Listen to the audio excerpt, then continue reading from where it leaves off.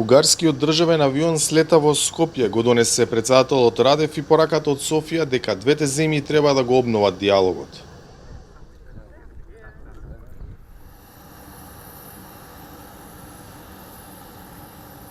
Да споделя, че съвместното ни пътуване. Да кажем дека заедничкото патување и одавањето почит на Свети Кирил и Методи е одлична можност за обновување на диалогот на највисоко ниво меѓу нашите две земји и да ја изразиме волјата за развој на нашите односи во духот на соработката, пријателството и добрососедството.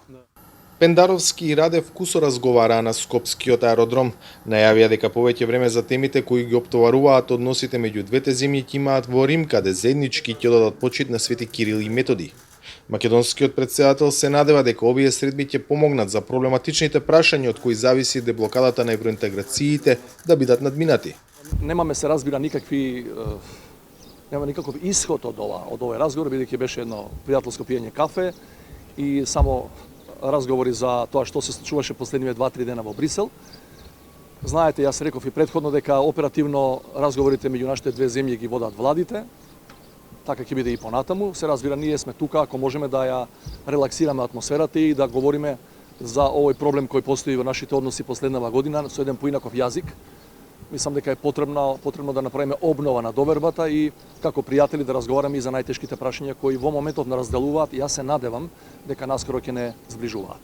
По овие оптимистички пораки двајцата претседатели заминаа за Рим. Патување од кој покрај внимателноста на Пендаровски очекувањата се големи, ако ништо друго барем за продолжување на процесот што минатата седмица го почна португалското претседателство со Советот на Европската унија. Дел од влијателните членки на унијата се вклучени во посредничката мисија која се обидува да го откочи его процесот на земјава заклучно со крајот на јуни. И стратешкиот партнер Соединетите Американски држави се надеваат на успех.